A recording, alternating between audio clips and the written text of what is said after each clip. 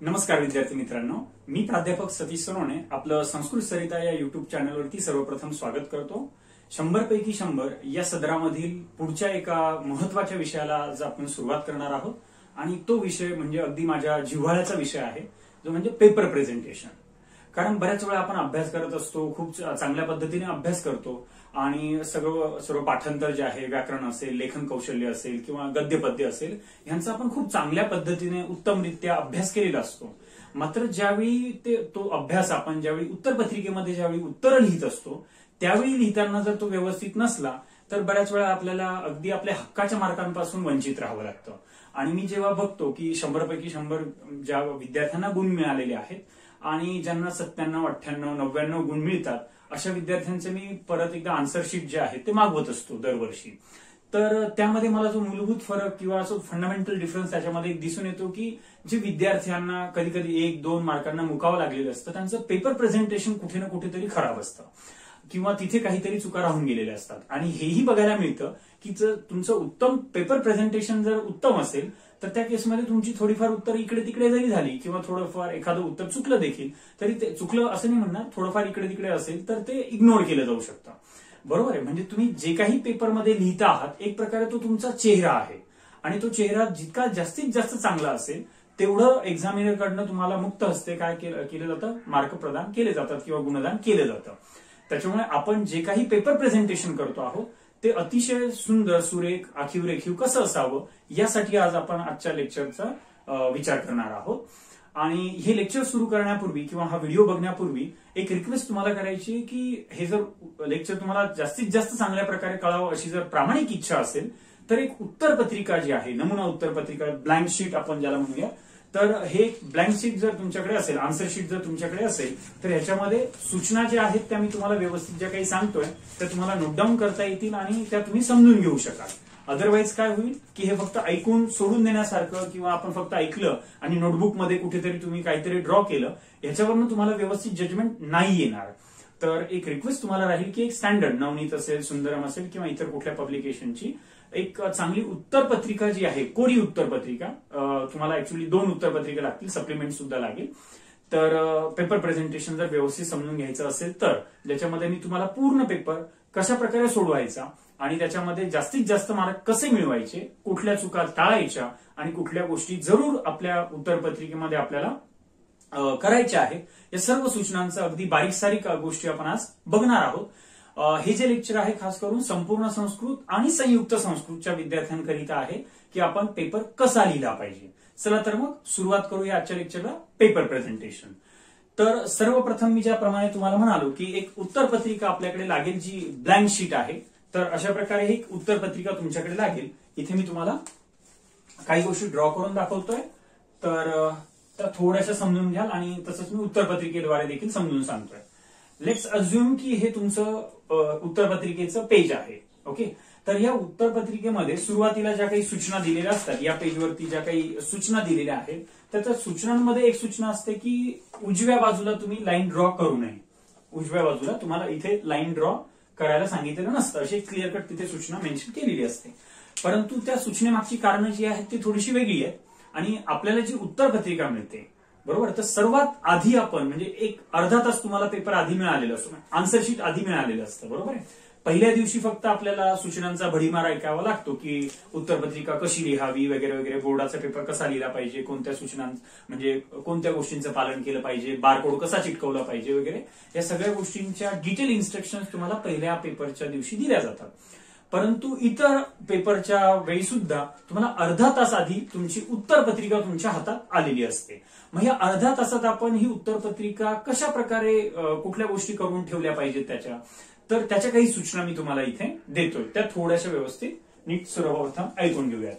तर हे जे तुमचं पेज आहे, तर ह्या पेजला इथे सुरुवातीला म्हणजे फर्स्ट पेज जे आहे, तर हे अशा प्रकारचं, suppose for example first page तुमचं जर असेल, म्हणजे तुम्ही हे जे तुम्ही बघू शकता, तर हे जे फर्स्ट पेज आहे तर वेगवेगळ्या प्रकारच्या उत्तरपत्रिका म्हणजे बोर्डात सुद्धा ज्यावेळी येतात आपल्याला लिहायला तर वेगवेगळ्या प्रकारच्या असतात।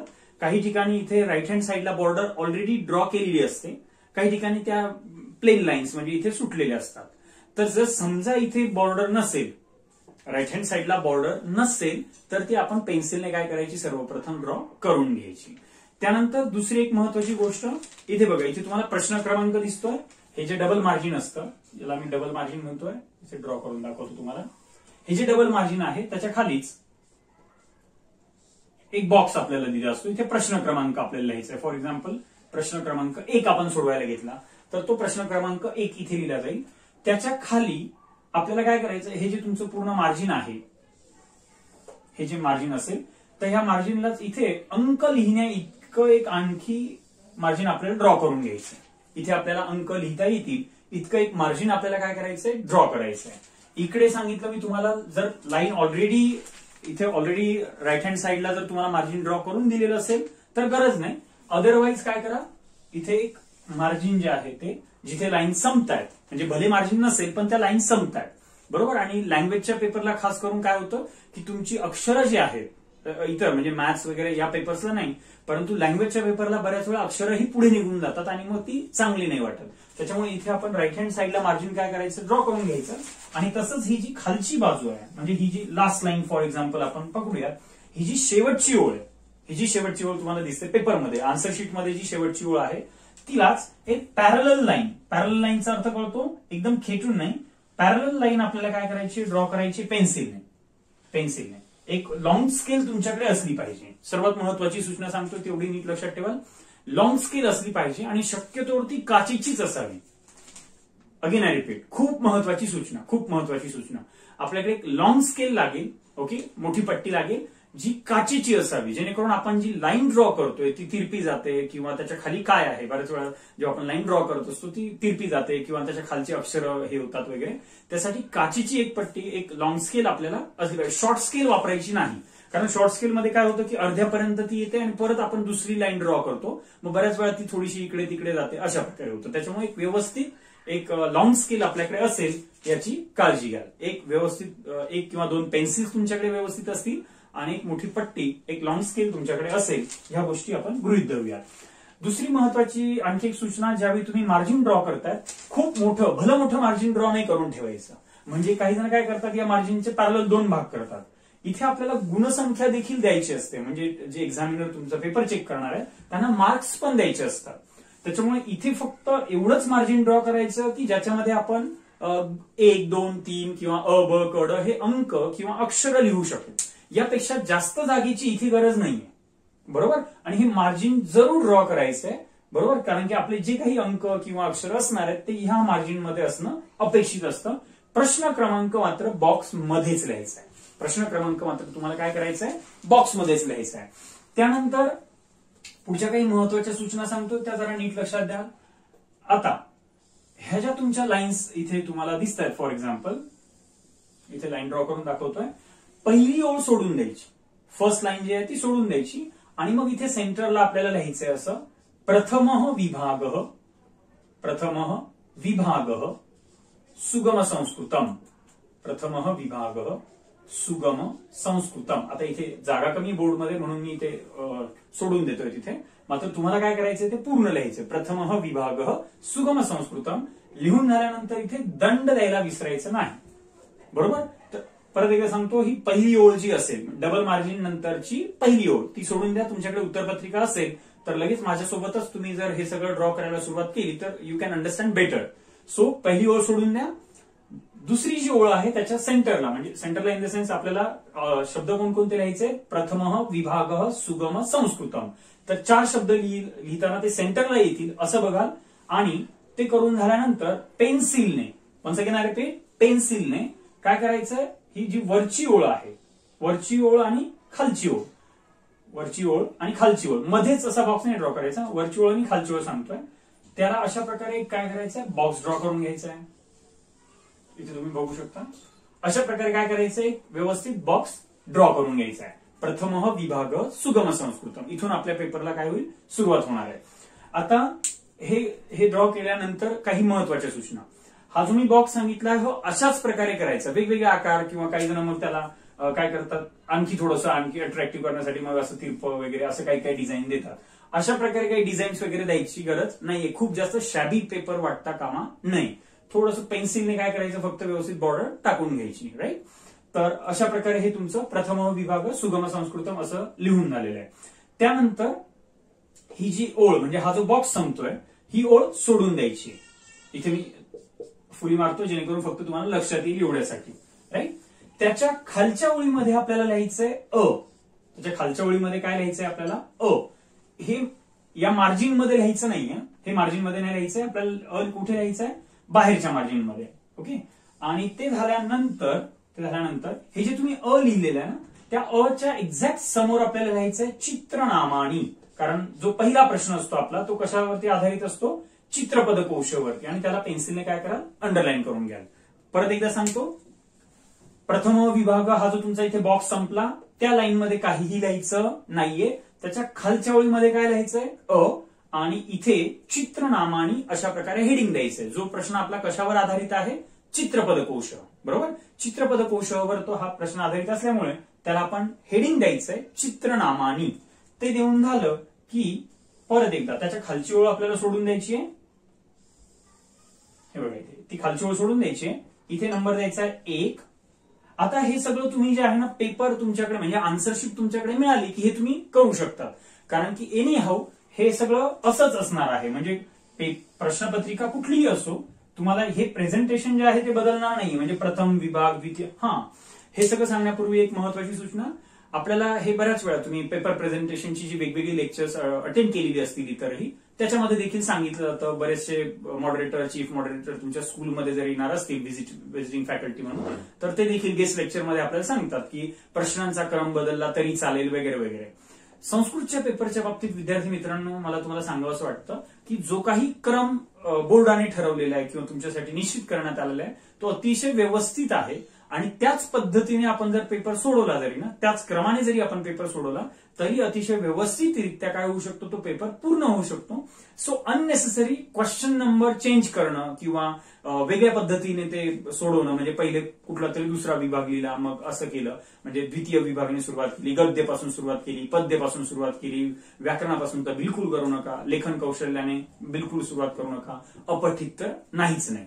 म्हणजे जो काही सिक्वेन्स ऑलरेडी दिलेला आहे ना म्हणजे सोप्या करून अवघडाकडे तर तो संस्कृतच्या पेपरच्या बाबतीत अतिशय लागू पडणार आहे. त्याच्यामुळे चुकूनही सिक्वेन्स बदलू नका. नाही तर मग लेखन कौशल्याने सुरुवात करतात आणि मग निबंध लेखन, चित्रवर्णन किंवा संस्कृत अनुवाद भरपूरशा चुका होतात, इम्प्रेशन खराब होऊन जातं. परंतु जर तुम्ही आहे त्या सिक्वेन्सने गेलात तर तिथे आपलं एक इम्प्रेशन फर्स्ट इम्प्रेशन ज्याला आपण म्हणूया ते सेट करण्यासाठी आपल्याकडे पुरेसा स्कोप असतो. कसं ते मी तुम्हाला सांगतोच आहे. अर्धा तास तुमच्याकडे पेपर आधी मिळालेला आहे. तुम्हाला मी ज्या पद्धतीने सांगतोय हे सगळं ड्रॉ करायला ते तुम्ही आरामशीर तेवढ्या वेळेमध्ये काय करू शकता? पूर्णपणे व्यवस्थित सोडवू शकतात. तर अशा प्रकारे प्रथम विभाग लिहिलं, सुगम संस्कृतम लिहून घेतलं. याच्यासाठी काही क्वेश्चन पेपरची आवश्यकता नाही ना. अ लिहिलं, चित्रनामाने लिहिलं, क्वेश्चन पेपरची कुठे आवश्यकता आहे? बिलकुल नाही. संपूर्ण संस्कृत असेल तर तुम्हाला 4 चित्रांची नावं लिहायची असतात. बरोबर. तर लिहिताना काय करायचं? पहिलं लिहून झालं म्हणजे एक आकडा देऊन झाला, एक ओळ सोडायची, दुसरा आकडा द्यायचा आहे. ओके. परत एक ओळ सोडायची आहे, तिसरा आकडा द्यायचा आहे, परत एक ओळ सोडायची, चौथा आकडा द्यायचा आहे. अशा प्रकारे संपूर्ण संस्कृत असेल तर तुम्हाला 4 उत्तरं लिहायची असतात, संयुक्त संस्कृत असेल तर 3 उत्तरं लिहायची असतात. तर त्या अकॉर्डिंगली म्हणजे नंबर्स व्हेरी होतील. आता बरेच जण काय करतात? चित्रनामा म्हणजे हे तर सगळं करतच नाही परंतु जे काही उत्तर लिहायचं असतं प्रथम विभाग चित्रपद कोशाची जी उत्तर लिहायची असतात एका लाईन मध्ये 2-2, 3-3 जेवढे मावतील तेवढे शब्द लिहून टाकतात. तसं बिलकुल करू नका. याचं कारण सांगतो. प्रत्येक उत्तर प्रत्येक तुम्ही लिहिलेला चित्रवर्ण म्हणजे चित्रपद कोशाचा प्रत्येक शब्द म्हणजे तो अगदी क्रियापद असेल, स्थगयती असेल, पिदधाती असेल किंवा मृदुमुद्रा असेल, कुठलंही चित्र असेल, जे कुठलं चित्र असेल ते योजनी असेल, कुठलंही चित्र असेल, जे कुठला तो तुम्ही शब्द लिहिताय ना ईच आन्सर कॅरीज 1 मार्क. प्रत्येक उत्तराला 1 गुण दिलेला आहे. बरोबर. जेव्हा तुम्ही ते एका ओळीत लिहून टाकतात ती सगळी उत्तरं एका मागोमागे एक, काही जण कॉमा करून देखील लिहायला कमी करत नाही. बरोबर. सरळ 2-3 त्यांना जे येत असतील ते शब्द, नंबर त्यांचा कुठे काय कशाचा कुठेही पत्ता नसतो. तर असं घाणेरडं असं शॅबी वर्क ओके बिलकुल करायचं नाही. प्रत्येक एका शब्दाला तुम्हाला 1 गुण आहे. आय थिंक की हे खूप झालं ना की एका शब्दासाठी आपल्याला 1 गुण दिलेला आहे. तर मग जर आपल्याला 1 गुण दिलेला आहे तर कमीत कमी त्या एका गुणासाठी 1 ओळ असणं तर अपेक्षित आहे. जेणेकरून जो एक्झामिनर आहे ते चूक असेल बरोबर असेल तर इथे टिक करून तुम्हाला तुमचा मार्क पण देऊ शकेल. एकाच ओळीमध्ये जेव्हा तुम्ही 2-3 शब्द लिहिताय ते चुकलेले असतात बरोबर असतात त्यातले काही जे काही असेल तर मग त्याला गुणदान करण्यासाठी म्हणजे मार्क्स देण्यासाठी सुद्धा गैरसोयीचं होऊन जातं.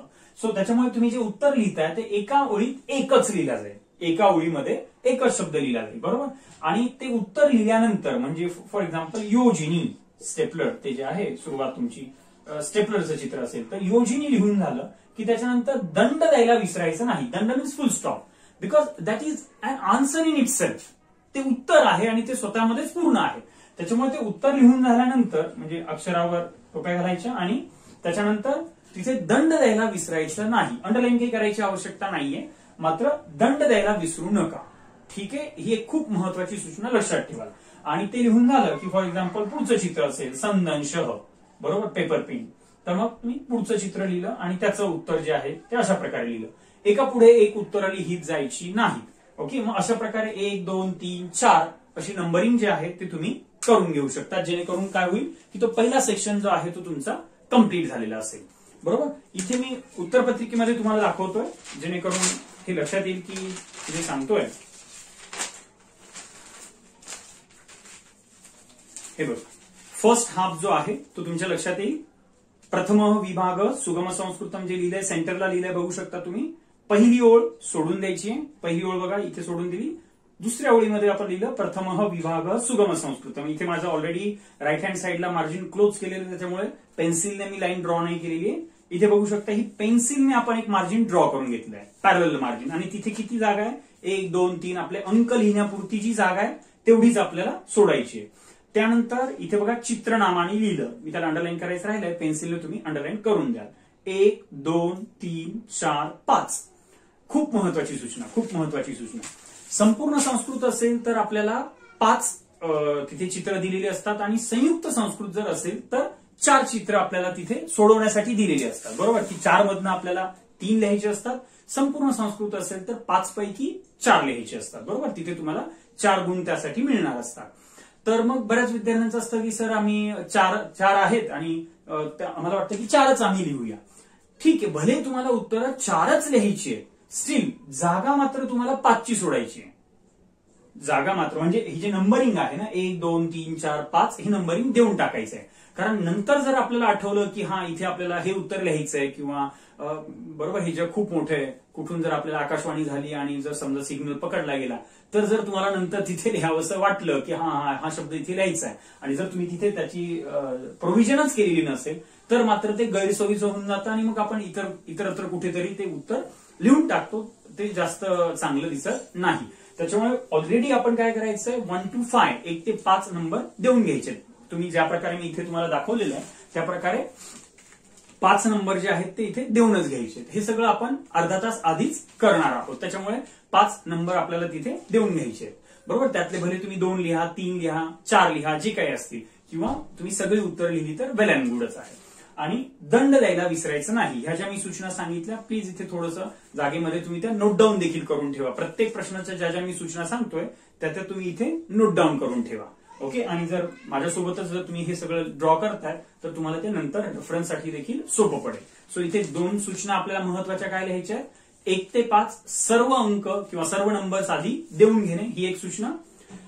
प्रत्येक उत्तर लिहून झाल्यानंतर दंड द्यायला विसरू नये ही दुसरी महत्वाची यातली सूचना राहील, बरोबर. संयुक्त संस्कृत असेल तर 1 ते 4 अंक देऊन घेणे आणि संपूर्ण संस्कृत असेल तर 1 ते 5 असे अंक देऊन घेणे, जेणेकरून आपण पुढच्या ह्याच्याकडे जाऊ शकतो प्रेझेंटेशनकडे. त्यानंतर आता पुढचा जो हे असेल म्हणजे इथे 5 नंबर समजा तुमचे देऊन झालेले. 5 नंतर पुढे जे आपल्याला लिहायचं आहे परत एकदा जसं आपण बाहेरच्या मार्जिन मध्ये लिहिलेलं आहे तसंच एक ओळ सोडून म्हणजे 5 लिहून झाले त्याच्या खाली एक ओळ सोडून द्यायची आहे किंवा 2 ओळी सोडल्या तरी चालतील आणि तिथे असं बाहेरच्या मार्जिन मध्ये लिहायचं. बाहेरच्या मार्जिन मध्ये लिहायचं आहे. आणि जिथे जसं इथे च्या समोर आपण चित्रनामाने लिहिलेलं आहे तसंच च्या समोर आपल्याला लिहायचंय संख्या. व्यवस्थित लक्षात ठेवा काय च्या समोर. हे बघा इथे 5वं उत्तर लिहायला संपलेलं आहे आणि मग इथे लिहिलेलं आहे आपण संख्या. त्या प्रकारे इकडे लिहायचंय मध्ये लिहायचं नाही. ओके, जे क्वेश्चनचे हे आहेत नंबर्स ते आपण इकडे लिहिणार वगैरे आणि जे नंबरिंग आहेत ते आपण मध्ये लिहिणार. कारण उत्तरांचे म्हणजे तुमच्या उत्तरांचे नंबर आणि म्हणजे एक्झामिनर, मॉडरेटर, चीफ मॉडरेटर यांनी दिलेले गुण ते सगळे मग काय होऊन जातात, इथे सगळी खिचडी तयार होते. त्याच्यामुळे आपले जे काही नंबर्स असतील 1, 2, 3 अ, ब, क, ड वगैरे ते मी पुढे सांगणारच आहे, ते मात्र आतल्या मार्जिन मध्ये असले पाहिजेत. बरोबर. तर इथे आपल्याला संख्या हा असं लिहायचं आहे. संख्या हा लिहून झालं की परत एकदा इथे थोडंसं अंडरलाईन करून घ्याल पेन्सिलने आणि एक ओळ सोडून द्यायची. संख्याच्या खालची एक ओळ सोडून द्यायची आणि त्याच्या खालच्या ओळीमध्ये तुम्ही बघू शकताय स्टार्ट टू म्हणजे left to right, left to right. मी इथे पूर्ण एक लाईन ड्रॉ केलेली आहे. पेन्सिलने तुम्ही कराल, इथे तुम्हाला ठळक दिसावं, व्हिडिओमध्ये तुम्हाला व्यवस्थित दिसावं म्हणून मी इथे पेनाने ड्रॉ केलेली आहे. तुम्ही मात्र ते पेन्सिलने कराल. पेन्सिलने आधीच करायचंय आपल्याला. हे पेपर तुम्हाला आन्सर शीट हातात मिळाली की तुम्ही हे सगळं आरामशीर करू शकता. स्टार्ट टू एंड मध्येच असा कुठेतरी बॉक्स ड्रॉ करून ठेवायचा नाही, ते तेवढंसं चांगलं दिसत नाही. त्याच्यामुळे भले आपल्याला तिथे एक अंक लिहायचा आहे, 10 असेल, 20 असेल, वॉटर इट मे बी, आणि तिथे 2 कॉलम आपल्याला करून घ्यायचे आहेत. त्या 2 कॉलमची नावं देखील आधीच पाठ कराल. ती काही तिथे क्वेश्चन पेपर मध्ये दिलेली नसतात. एका बाजूला लिहायचंय अंकाः, दुसऱ्या बाजूला लिहायचंय अक्षराणी. परत एकदा सांगतो, एका बाजूला काय लिहायचंय अंकाः, तुम्ही बघून घ्याल, व्यवस्थित आत्ताच लिहून ठेवाल. आणि पुढच्या बाजूला जे आहे अक्षराणी, तिथे अक्षराः असं लिहायचं नाही, अक्षराणी अशा प्रकारे आपल्याला लिहायचंय. त्याच्यानंतर 3 ऑप्शन्स असणार आहेत, 1, 2, 3. आता त्या 3 मध्ये परत एकदा बघा, तुम्ही एक ओळ सोडत आपण लिहिलेले, एक ओळ सोडून दिली आहे 2, एक ओळ सोडून दिलेली आहे 3. अशा प्रकारे आपण हे पूर्ण केलेलं आहे. बरोबर. तर 1, 2, 3 आणि 3 येऊन झालं की त्याच्या खालच्या ओळीमध्ये परत एकदा ती लाईन आपल्याला क्लोज करायची. बरोबर.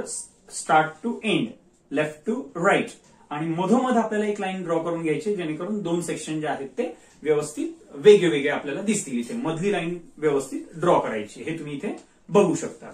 अशा प्रकारे आपले 2 जर भाग झाले म्हणजे तिथे पानाचे आपण एका बाजूला अंकात आणि दुसऱ्या बाजूला अक्षरात लिहिणार आहोत. आता एक्झाम मध्ये म्हणजे क्वेश्चन पेपरमध्ये काही अंक दिलेले आहेत आणि सगळे अक्षरात लिहायचे आहेत असा प्रश्न नाहीये, किंवा अक्षरात दिलेत अंकात लिहायचे असंही नाहीये. काही अंक आहेत आणि काही अक्षरं आहेत. मग अशा वेळी काय करायचं, अंक जे आहेत ते अंकाच्या बाजूला लिहिणार, अक्षरं जी आहेत ती अक्षरांच्या बाजूला लिहिणार. जी उत्तरं आहेत, बरोबर, म्हणजे काही मध्ये अक्षरं ही उत्तरं असतील आणि काही उत्तरामध्ये अंक हे उत्तर असतील.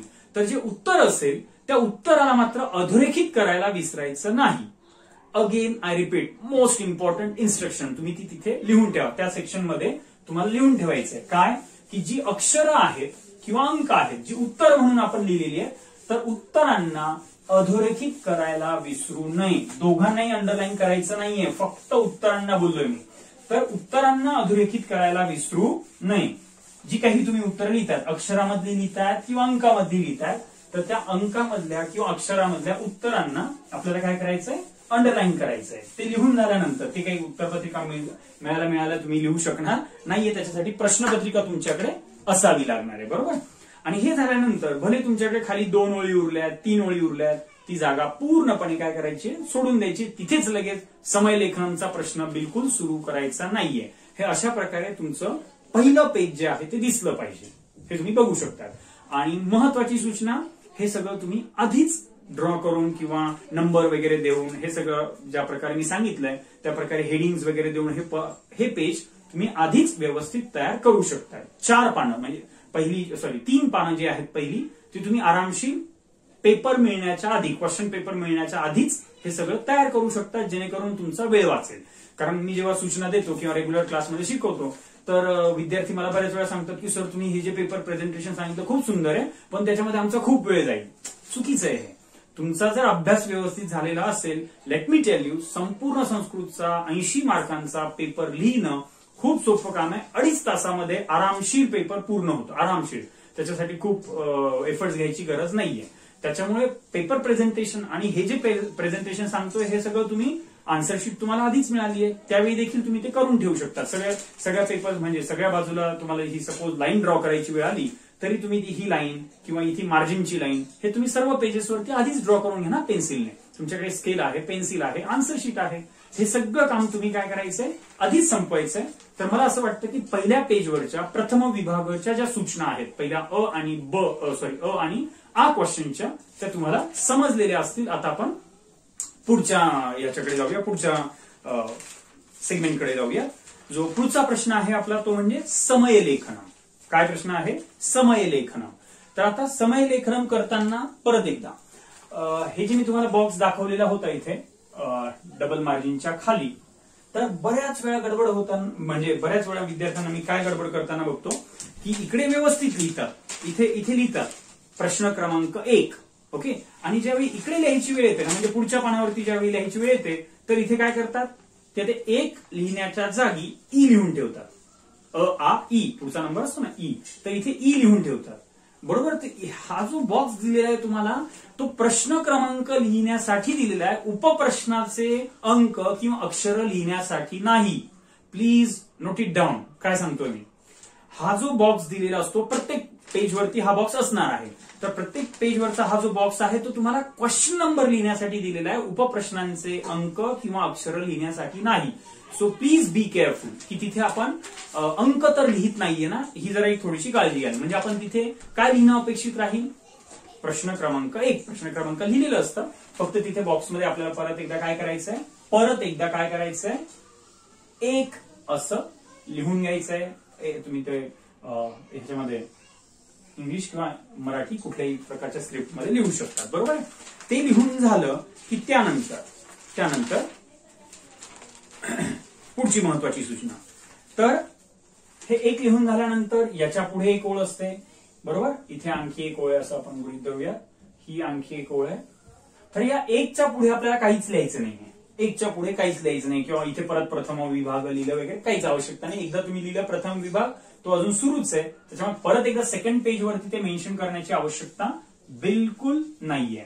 तर इथे या बाहेरच्या मार्जिनमध्ये आपल्याला लिहायचंय ई लिहून झाल्यानंतर ह्याच्या पुढे आपल्याला लिहायचंय समय लेखनम. Please mark the heading. मी जे हेडिंग सांगतोय प्लीज व्यवस्थित लक्ष देऊन पाठ करून घ्या. तर इथे हेडिंग असणार आहे आपलं समय लेखनम, पेन्सिलने त्याला अंडरलाईन करून टाकायचंय. बरोबर. आता हे सगळं कुठल्या लाईन मध्ये आलंय बघा नीट. हा जो अंक आहे, अंकाच्या खालची जी ओळ आहे तिथे. म्हणून मी तुम्हाला म्हटलं की तुमच्याकडे आन्सर शीट असलं पाहिजे. व्हिडिओ बघताना नुसतं एक आपण जसं एखादा दुसरा कुठला युट्यूबवरचा व्हिडिओ बघतोय त्या प्रकारे हे लेक्चर अटेंड करू नका. तुम्ही प्रॅक्टिकली हे सगळं करा, म्हणजे माझ्या सूचना तुम्हाला जास्त व्यवस्थित कळतील. फक्त ऐकायचं म्हणून लेक्चर ऐकून जास्त काही फायदा होणार नाहीये. तुम्ही त्याच चुका ऑल द टाइम करत राहाल. तर ई इथे लिहिलं, समय लेखनम इथे लिहिलं. ते लिहून झाल्यानंतर एक ओळ आपल्याला सोडून द्यायची. ही जी ओळ असेल समय लेखनमच्या खालची, ती ओळ आपल्याला सोडून द्यायची. त्याच्या खालची जी ओळ आहे, हे बघा, ही जी ओळ असेल इथून, ह्या ओळीच्या बद्दल मी बोलतोय, हे बघा इथे लाईन्स आणखी ड्रॉ केल्या तुमच्या लक्षात येण्यासाठी. समय लेखनमच्या खालची ओळ सोडून द्यायची. त्याच्या खालच्या ओळीत हे बघा स्टार्ट टू एंड, इथून सुरुवातीपासून ते शेवटपर्यंत इकडे तुमची लाईन ड्रॉ तुम्ही केलेली असणार आहे.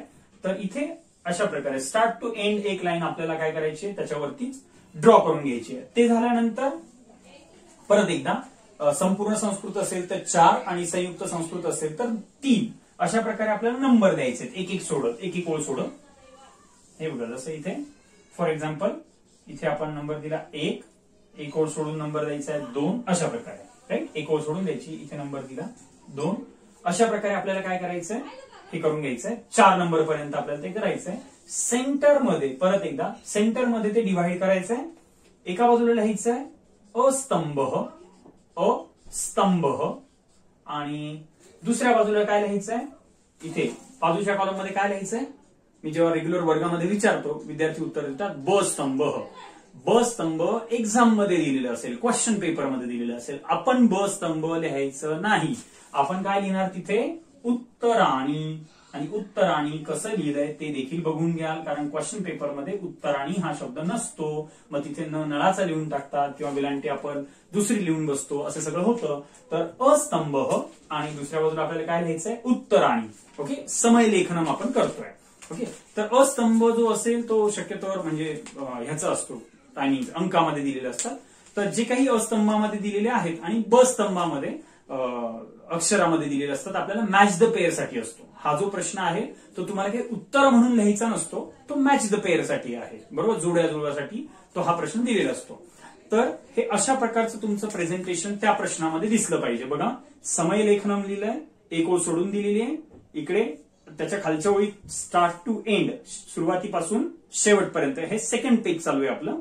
सुरुवातीपासून शेवटपर्यंत इथे लिहिलं एक, खालच्या ओळीमध्ये लिहिलं अस्तंभ, इकडे लिहिलंय उत्तर आणि त्याच्या खालच्या ओळीमध्ये आपण ती लाईन क्लोज केलेली आहे. एक ओळ सोडून 2, एक ओळ सोडून 3, अशा प्रकारे एक एक ओळ सोडत आपण इथपर्यंत आलोय. चौथं लिहून झालं की त्याच्यानंतर परत एकदा क्लोजिंग लाईन आपल्याला ड्रॉ करायची आहे, बरोबर. ह्याच्या खालची पूर्ण जागा काय करायची आहे, सोडून द्यायची आहे.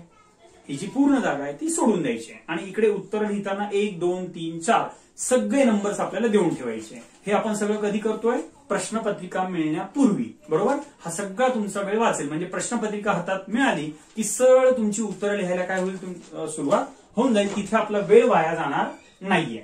तर मला वाटतं की प्रथम विभागचं जे काही मला सूचना द्यायच्या होत्या सुगम संस्कृतमच्या रिलेटेड, त्या सर्व सूचना इथे आता संपलेल्या आहेत. आपण द्वितीय विभागाकडे जाऊया. द्वितीय विभाग सुगम संस्कृत. तर आता इथे मी प्रत्येक वेळी आता तुमच्या पेजेसचं हे ड्रॉ नाही करत, सूचना मी सांगेन तर मला वाटतं तोंडी देखील तुम्हाला त्या कळाल्या पाहिजेत. तर द्वितीय विभाग सुरू करताना हे लक्षात ठेवा, म्हणजे प्रत्येक प्रश्न हा नवीन पेजवरती सुरुवात करायचा आहे. ऑब्व्हियसली पुढचा विभाग तर आपल्याला तो नवीन पेजवरच सुरू करायचा आहे.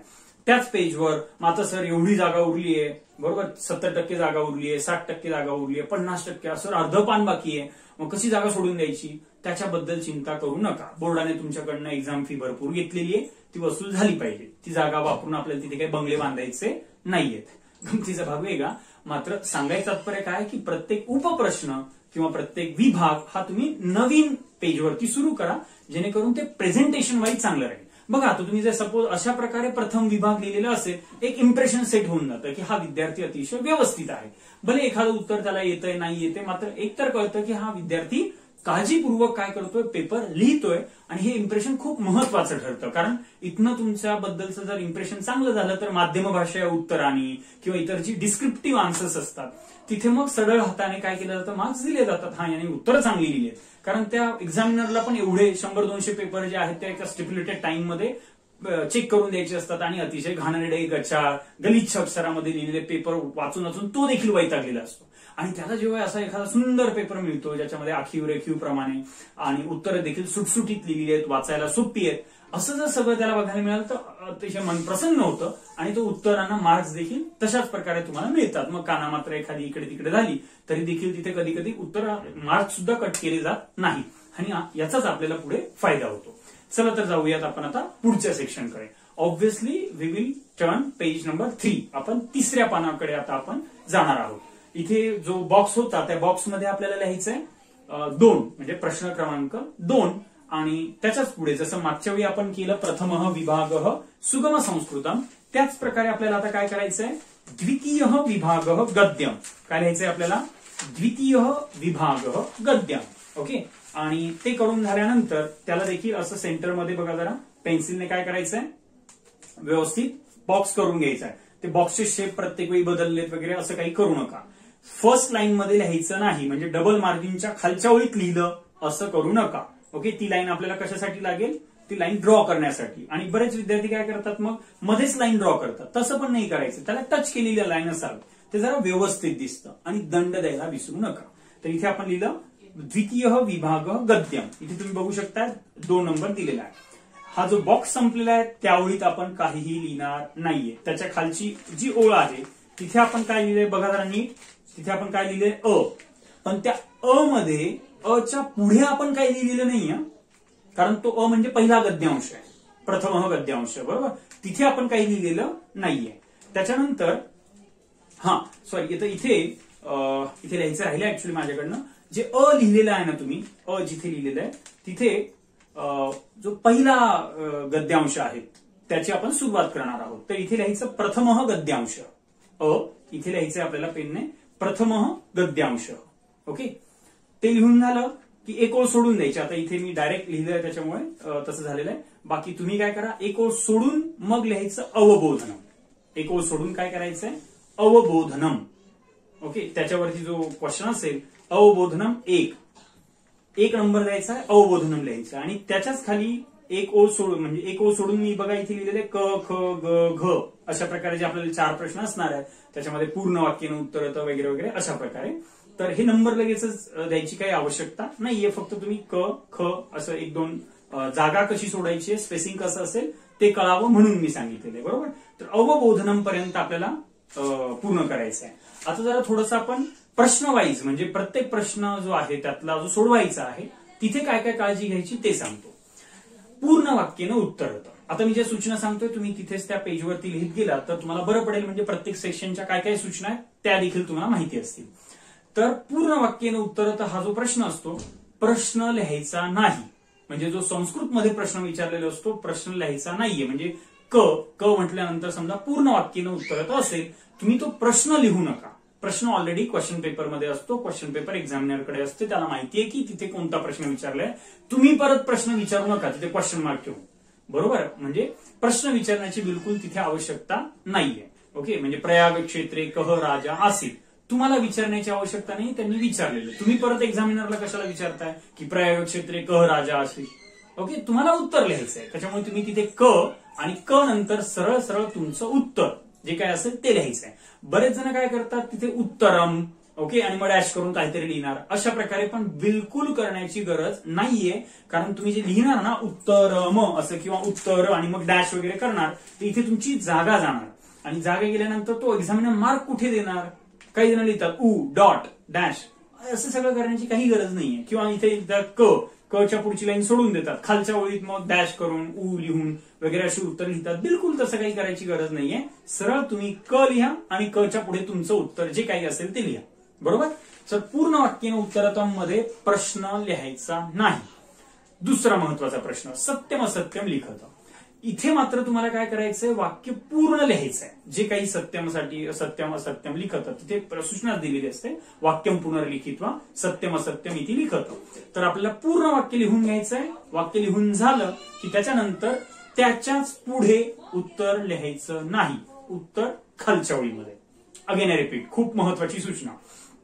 सत्यम असत्यमचं उत्तर त्याच ओळीमध्ये पुढे लिहायचं नाही, वाक्य पूर्ण लिहायचं. सत्यम असत्यमचं जे वाक्य सूचना नाही म्हणते मी, कुठलीही सूचना जी क्वेश्चन पेपरमध्ये दिलेली आहे लिहायची नसते. आपण फक्त उत्तर लिहिणार आहोत. ओके, म्हणजे पूर्ण वाक्यानं उत्तरत हे आपण लिहिण्याची आवश्यकता नाही किंवा पूर्ण वाक्यानं उत्तरतासाठी विचारलेला प्रश्न देखील लिहिण्याची आवश्यकता नाही, डायरेक्ट उत्तर लिहा. सत्यम असत्यमसाठी वाक्यम पुनर्लिखित्वा सत्यम असत्यम इथे लिखत अशा प्रकारे प्रश्न असतो.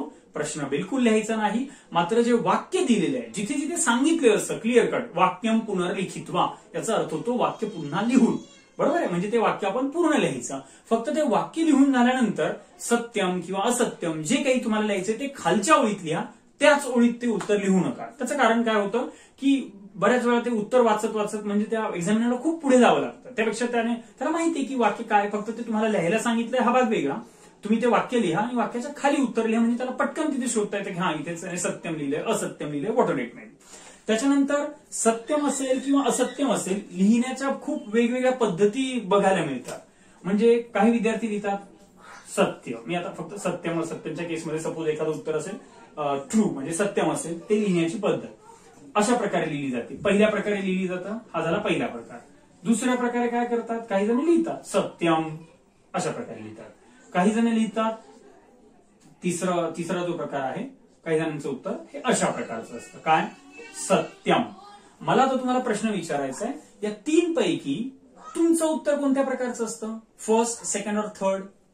तुम्ही जे काही उत्तर लिहितात ते कुठल्या प्रकारचं असतं, फर्स्ट सेकंड और थर्ड. ओके, बरेच जण सांगतील सर आमचं थर्ड, तिसऱ्या प्रकारे आम्ही उत्तर लिहू. सत्यम असेल तर आम्ही तिसऱ्या प्रकारे सत्यम असं लिहू. मी म्हणेल तिसऱ्या प्रकारे देखील आपण लिहायचं नाही. उत्तर लिहिण्याची योग्य पद्धत आहे सत्यम आणि त्याच्यानंतर दंड. तो दंड द्यायला विसरायचं नाही. ओके, दंड म्हणजे पूर्णविराम.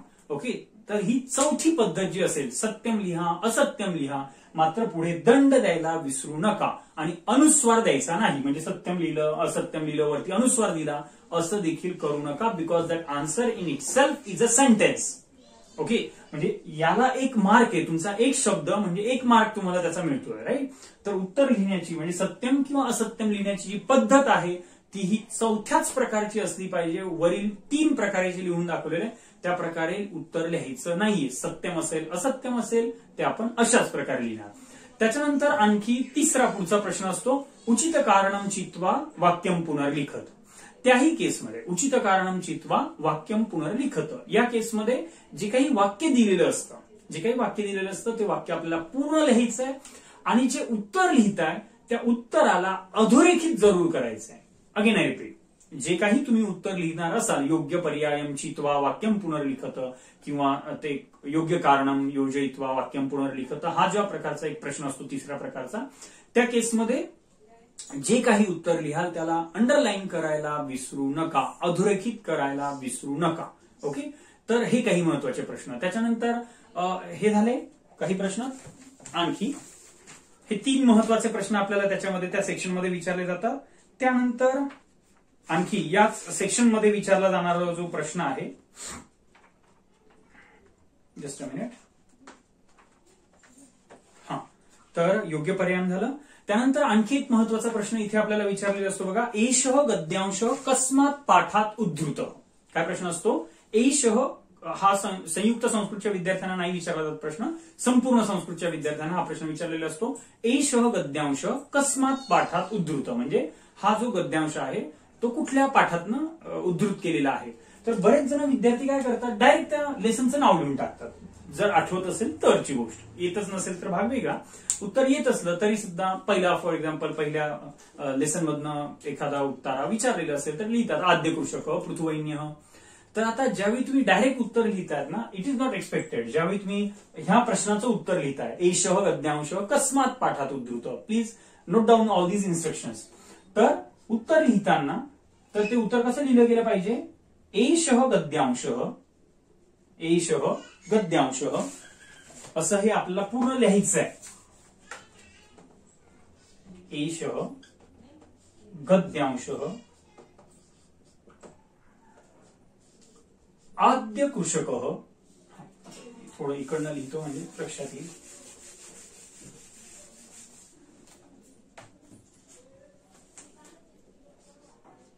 लिहिताना कसं लिहिणार आपण, क ख ग ला फॉर एक्झाम्पल हे आहे एषः गद्यांश.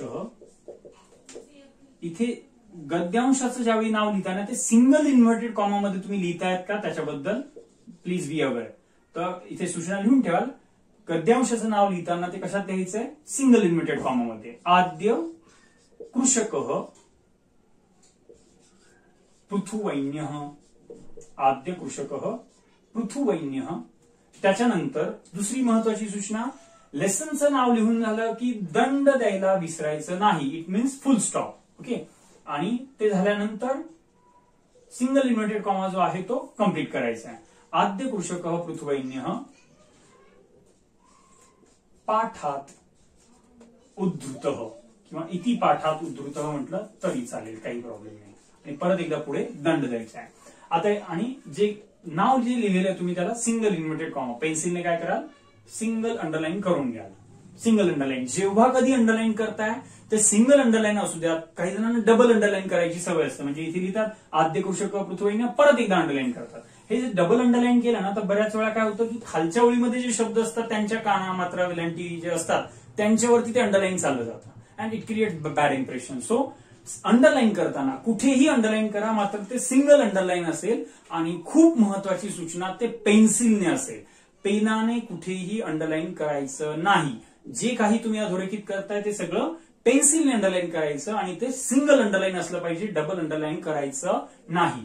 इथे काही महत्वाच्या सूचना, लेसनचं नाव सिंगल इन्व्हर्टेड कॉमा मध्ये असेल, लेसनचं नाव लिहून झाल्यानंतर दंड द्यायला विसरायचं नाही. आणि सिंगल इन्व्हर्टेड कॉमा कम्प्लीट, दंड देऊन झाल्यानंतर सिंगल इन्व्हर्टेड कॉमा कम्प्लीट करायचा. ओके, आधीच कम्प्लीट करायचा नाही, नाहीतर मग काय होईल माहितीये का, म्हणजे आद्य कृषक पृथुवैन्य, एषः गद्यांश आद्य कृषक पृथुवैन्य आणि पुढे तुम्ही दंड दिलात. याचा अर्थ काय झाला, हे वाक्य संपलं. हे जे वाक्य होतं ते संपलं, आता पूर्ण झालं ते वाक्य. दंडचा अर्थ होतो फुल स्टॉप. ओके, म्हणजे हे वाक्य आता इथे संपलेलं आहे, बरोबर. परंतु ते जर दंड दिल्यानंतर तुमचा सिंगल इन्व्हर्टेड कॉमा कम्प्लीट असेल, इट मीन्स की ते कोटेड आहे. ओके, आणि मग पुढचं वाक्य जे आहे ते त्याच्या कंटिन्युएशन मध्ये आहे. ही खूप छोटीशी सूचना वाटते, मात्र it makes big difference. It makes big difference. तो या प्रश्नाच्या बाबतीत खास करून आपल्याला ही गोष्ट जी आहे ती लक्षात ठेवायची आहे. चला तर मग आजच्या लेक्चरमध्ये आपण एवढ्याच गोष्टींवरती थांबूया. उर्वरित जे प्रश्न आहेत ते आपण पुढच्या लेक्चरमध्ये बघूयात. आशा करतो की तुम्हाला हे लेक्चर जे आहे ते आवडलं असेल. पहिला सेक्शन तुम्हाला व्यवस्थित कळालं असेल. त्याप्रकारे तुम्ही ते सगळ्या सूचना ज्या आहेत त्या लिहिलेल्या असतील आणि तुमचं इतर जे प्रेझेंटेशन आहे तुमच्या आन्सर शीटमध्ये ते देखील तयार केलेलं असेल. आणि प्रथम विभागचं जे आहे काही प्रश्न मी तुम्हाला आज आपण डिस्कस केलेले आहेत. उर्वरित प्रश्न जे आहेत त्या पुढच्या काही सिरीजमध्ये आपण बघणार आहोत. तर पुढच्या सिरीज ज्या आहेत त्या मात्र पेड असतात. म्हणजे व्याकरणाचे, ग्रामर, रायटिंग स्किल, इतर जे गद्यपद्य आहेत, तर हे सर्व जे पुढचे जे लेक्चर्स असतात, जे पेड लेक्चर्स आहेत, ते जर तुम्हाला अटेंड करायचे असतील तर खाली दिलेल्या नंबरवरती तुम्ही मला संपर्क साधू शकतात. अतिशय नाममात्र दरामध्ये तुम्हाला ते सर्व